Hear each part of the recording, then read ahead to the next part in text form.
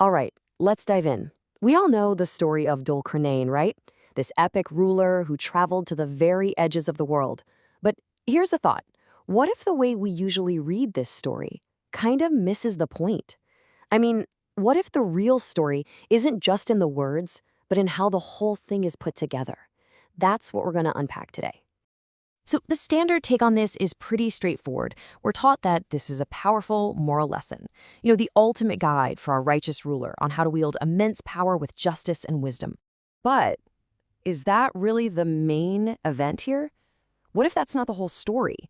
What if the structure itself, the very bones of the narrative, is pointing us towards something way deeper, something more fundamental? That's the big question we're tackling. To get to the bottom of this, we've got to put that traditional moral lesson idea under the microscope. We're going to walk through 5 key reasons why that popular interpretation, well, it just might not line up with what the story actually shows us. Okay, first up, the lack of moral detail. Think about it. If this was supposed to be a big ethical lesson, wouldn't it be filled with all those juicy details? His inner struggles, the tough calls he had to make. But we just don't get that. The story is super lean. It's all action. It's about what he did, not why he did it or how he felt about it. The morality is there, for sure, but it feels like it's in the background, not center stage.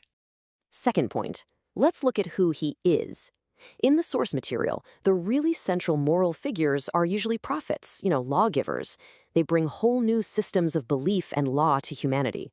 Dhul-Qarnayn, though, he's shown as a powerful ruler, almost like a CEO or an engineer. He executes, he builds, but he doesn't create a new moral code. And that's a huge difference. And that leads right into our next point. Just look at the words used in the story. They're all about the physical world, about logistics and motion. Traveling, reaching, building. The grand finale is literally a massive engineering project. This really suggests the heart of the story might be more about how civilizations work, or even how the cosmos is structured, rather than just personal morality. You know how most great moral stories have that big test, right? The hero faces a huge challenge, maybe they mess up, and then they have to find their way back. It creates this amazing tension that really drives the lesson home. But that's totally missing here. Dhul-Qarnayn just goes from one success to the next. There's no big moral crisis, which kind of weakens the whole argument that his main job in the story is to teach us an ethical lesson.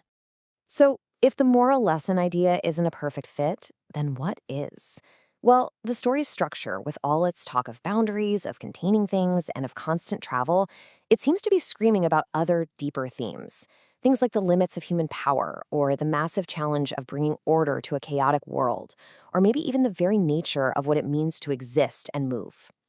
This slide really breaks it down for us. It's 2 totally different ways of looking at the same thing.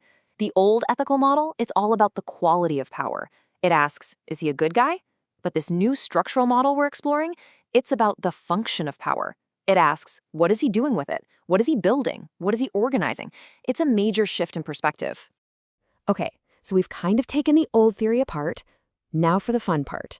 Let's build a new one, using only the clues from inside the story itself. Let's find its true center of gravity. And to do that, we have to hunt for the patterns, the words, actions, and ideas that show up again and again. Our method here is actually pretty simple, but it's super powerful. First, we're going to put everything we thought we knew about the story on a shelf, just for a minute. Second, we're going to trace all those repeating patterns. And finally, using those patterns, we'll zero in on what the story's real core theme is. So our first candidate for the core theme is this idea of the limits of human power. I mean, the story shows us a guy with almost godlike abilities, right? And this is so important, it's not absolute. His single greatest achievement, that massive barrier, is explicitly called out as being temporary. This strongly suggests the story is really a deep look at the boundaries of what even the most powerful person can ever hope to accomplish. Okay, candidate number 2, this idea of organizing chaos. And this is where it gets really interesting. The big climax of the story? It's not some epic final battle where the bad guys are wiped out for good. Nope, it's about building a wall. It's an act of containment. The story isn't saying you can get rid of chaos. It's saying you have to manage it. You have to build order within it.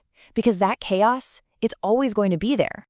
And our third candidate, well, it comes from the most repeated phrase in the whole story. He followed away until he reached. That phrase is like the engine that drives the entire narrative forward. It makes you think, maybe the story isn't so much about the destinations as it is about the journey itself. Maybe it's a deep dive into what it means to simply exist by moving through space and time. So, what do we get when we pull these three incredible ideas together? The limits of power, containing chaos, and movement being central to everything. We end up with a brand new, really solid thesis for what this story is all about. And there it is. This new interpretation doesn't just see a moral lesson. It sees a complex study of how power itself works.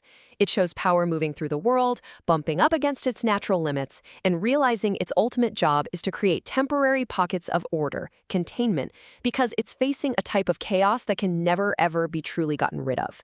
Now that fits the evidence way better. Now, here comes the really cool part. A good theory isn't just about building your own idea. It should help you evaluate other ideas too.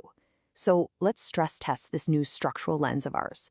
We're going to take a look at a famous, very abstract interpretation of the story, the time model. So in a nutshell, the time model argues that Dhul-Qarnayn isn't even a person. He's a metaphor for time itself. His journeys are the relentless march of history, and that giant barrier he builds, that's a symbol for how we structure our own understanding of time. It's a pretty wild idea, right? But let's see how it holds up. When we use our structural lens, we can see exactly where this theory shines and where it kind of falls apart. The focus on movement and repetition, oh yeah, that's a strong fit. Time is all about constant movement. But then you get to the realism. The story is packed with concrete stuff, like dialogue, real people, and raw materials like iron and copper. On that front, the alignment is pretty weak, because the theory forces you to turn all that physical reality into pure metaphor. So what's the verdict? It's pretty clear.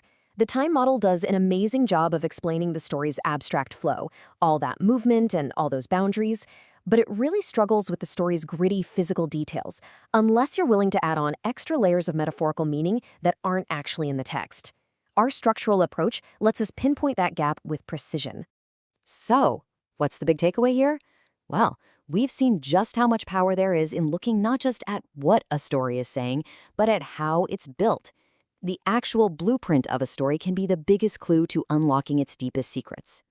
When it all comes down to it, by switching our focus away from a simple moral lesson and onto the patterns we can actually see in the story, we find something so much bigger. We find this timeless exploration of what humanity is capable of as it moves through a world that's defined by both chaos and its own unbreakable limits. And that really leaves us with one last massive question to chew on. What if that huge barrier isn't a trophy of some final victory? What if it's actually a symbol of limitation? An admission that you can't defeat everything, you can only contain it for a while. If you look at it that way, how does that one little shift in perspective just completely change everything about the story? It's a lot to think about. Thanks so much for digging into this with me.